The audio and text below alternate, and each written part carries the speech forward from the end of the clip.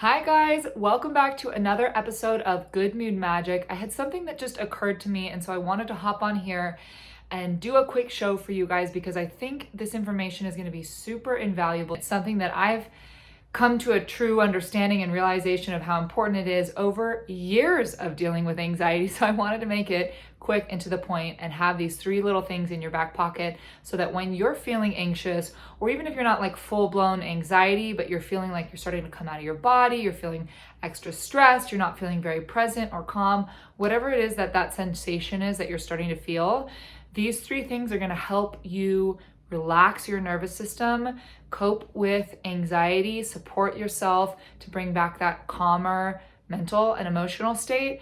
And they're very simple. They cost no money, they cost no time, anyone can do them. But there are a lot of times things that we don't do. Those of us that are living in a modern, fast-paced, high-performing life, these are things that we avoid doing. And so I want to call us back to the simple behaviors that are going to help us manage our mood. Because like I always say, everything in life comes so much easier when you have a good mood, when you're centered, when you're balanced.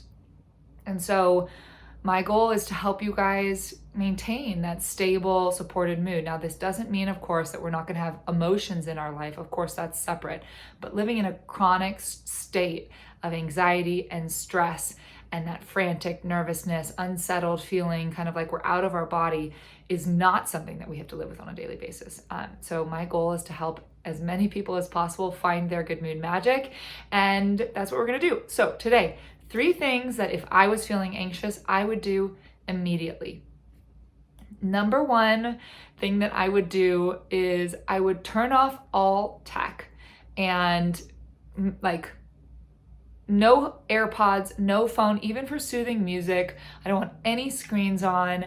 I just want all technology off, powered off for you guys so that you can, I guess this is kind of a 2-part one. I want you to turn off all tech so that you can give what I call some parasympathetic nervous system time by looking out a window, looking at the sky, going outside, which is going to factor into one of my other tips, but just taking your eyeballs, focusing and looking outside. Now, this might be really difficult for some of us that are operating in a really sympathetic, stressed, anxious state because our brain is like overfiring and we're trying to think and resolve things and anticipate problems and create solutions and just think about supposed outcomes constantly. So our mind is firing, and it might be really difficult for you to actually do this. But if you're able to turn off the tech, I don't want any other electromagnetic fields in your space, at least for a few minutes, at least for 5 minutes, if you can give me 5 minutes, then what I want you to do is to, if you can't get outside, if you're too lazy to get outside, if you're too stressed, or you feel like you don't have the time,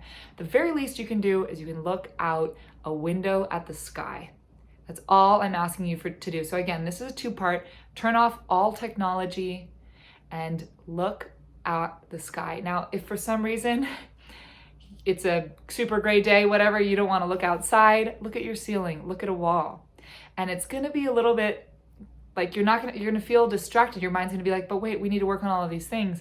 Well, that's good because that's exactly the muscle that I want you to strengthen, is the stillness in your mind. So if you're feeling anxious, you're feeling stressed, turn off all tech, like shut down some of those electromagnetic fields so you can kind of tap back into yours and strengthen yours. And I want you to do some at least 5 minutes of parasympathetic mode, or a parasympathetic, what should I call it? Parasympathetic session, whatever you want to do, tapping into that other side of your nervous system, which is the safe, comfort, calm, like I'm steady, I'm secure, I'm okay feeling, and out of the sympathetic, which is the stress, I've got to do this, I've got to do that, things aren't okay, I'm not enough. So we've got to pull ourselves back into that calm state, our parasympathetic central nervous system mode, and we do that by getting off of technology. I know music can be helpful, but I think there's also a place to have no music and no sound. And I want you guys either looking at a window, looking at the sky, looking at a wall, and not doing anything. And set your timer for 5 minutes. This doesn't have to be a meditation. You don't have to do anything. This is why I think that this is so important, because I love meditation and I love journaling and I love going on walks and exercise and all of these things, but they're all doing something, right? You're all asking your mind, your body to do something. And I think not often enough are we putting a concerted effort into doing nothing, not asking anything of our brain or our body. So tech off, parasympathetic mode on. Give yourself a couple minutes, and it's going to be stressful in the first few minutes, but I think you might strengthen that muscle, and over time you're going to really settle into this stillness that comes when you don't ask yourself to do anything. So that's number one, even though it has like a part A and a part B. All right, number two, you've got to put the coffee down. I know how stressful it can be when our mind is running, when we're really anxious, and when we're high performers. We want to get everything done, and we want it to be done perfectly because somehow we think that that's going to help us stay calm. We actually think that doing more is going to alleviate our anxiety. That's a trick that your mind is playing on you. So sometimes we think we need this caffeine, and also a lot of times we're addicted to the caffeine, so we can't even imagine going without it. Because we've got to get it done, we've got to keep going, we've got to finish this so then we can relax. Well, I've got news for you. Yeah, occasionally a coffee can be great for productivity and focus, and it's a little bit of a high, let's be honest, which is why so many of us are addicted to it. But if you are feeling yourself kind of coming out of your body, stressed, your nerves are firing, you're just feeling like overstimulated, overstressed, over anxious, you feel that anxiety coming on, you've got to put down the coffee. You've got to put your mental health first, because you know this, whether or not you act on this, but you know that if you're not in a good state, nothing that you produce, nothing that you create, nothing that you do, no time that you spend with people is really going to be quality, right? You've got to be happy, calm, energized, exuding a good frequency if you want, to attract good things in your life and to have beneficial, beautiful moments, produce good work, all of that. So it's really important that we put that mental health first. And one of the ways that we're going to do that is going to say, okay, my productivity is not as important as my mental health right now. I can feel myself at my wit's end. I'm putting the coffee down. Coffee is not the solution right now. And if you are open to the idea, caffeine is a topic in and of itself. It is a big problem for people with anxiety and mood disorders. And sometimes they're the people that are the most addicted to it because it's like gives them that boost to get going when they sometimes probably don't feel like it. But I would encourage you to limit the caffeine in your diet altogether if you can, and you can wean off. You don't have to do it cold turkey, but if you're a big coffee drinker, you can maybe switch some of the afternoon coffees to half calf or decaf if you're up for it, and slowly whittle that down. But regardless of how much coffee you drink, if you feel anxiety, stress, overstimulation coming on, you've got to you can't do it today. You can't. It's like pouring gasoline on a fire. When you're already anxious and then you're asking yourself to ramp up more, you're just creating a bigger stress monster, anxiety monster inside of you. That caffeine is spiking your blood sugar in a really big way. And we know when we have blood sugar dips and spikes, contributes to nervousness, irritability, anxiety, and a bunch of other mood disorders, among other things. We don't want to spike our blood sugar. If we're feeling anxious, we want our blood sugar to be like a gentle wave, okay? We don't want like a storm happening here, because when your blood sugar goes up, it comes down. We don't want the come down, we don't want the come up. We want to be as gentle with ourselves as possible to kind of allow ourselves to come back into that centered energy, okay? So put the caffeine down. Please put the caffeine down. It will change. If you can get yourself to wean off of it, it will change a lot about the way that you feel on a daily basis. And I've got news for you. You'll start sleeping better. You'll feel more rested in the morning, and when you start to even just get that changed, more sleep is going to affect a whole host. It's like a domino effect. It's going to affect a whole host of other things in your health, in your mood, in your life, in your happiness, in your productivity.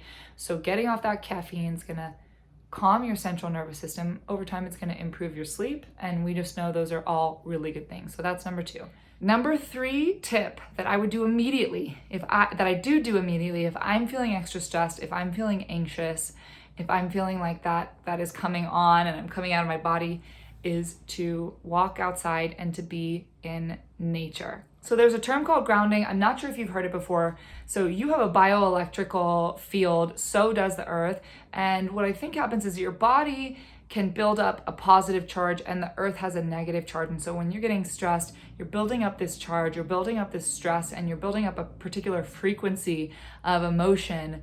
And when we go outside and we connect with nature, the earth is obviously a lot bigger than we are. So it's very easy for us to tap back into that negative charge, that grounded, calmer energy, which is actually a higher frequency.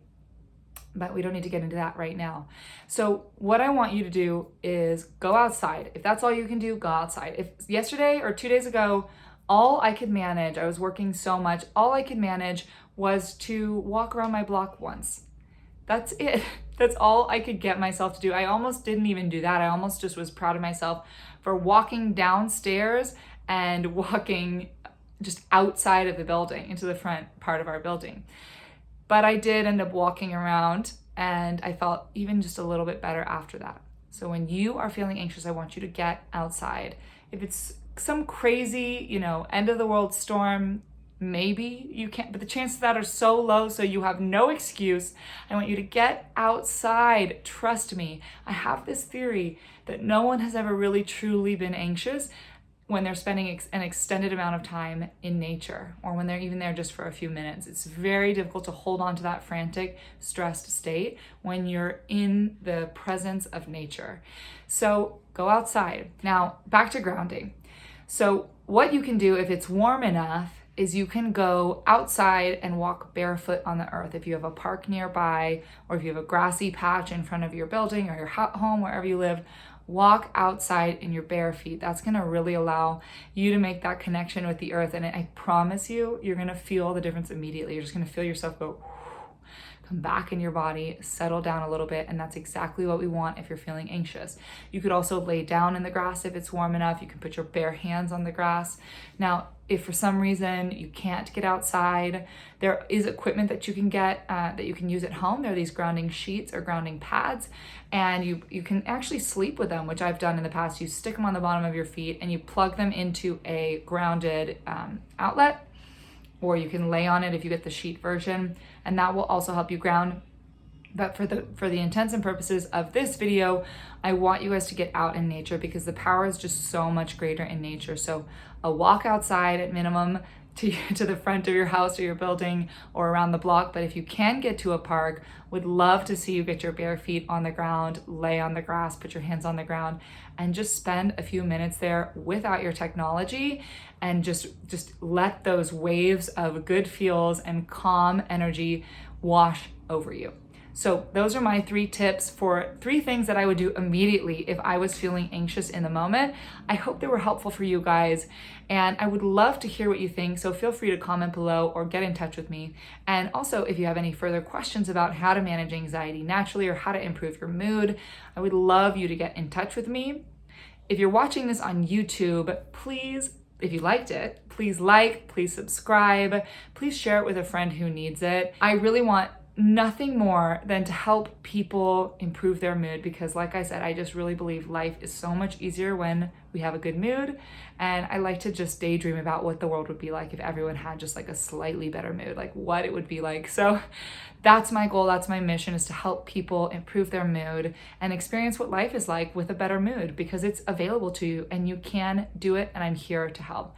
So again, like, subscribe, and stay tuned for more videos from Good Mood Magic. And thank you guys so much for joining me. I love you all, and I'll see you next time.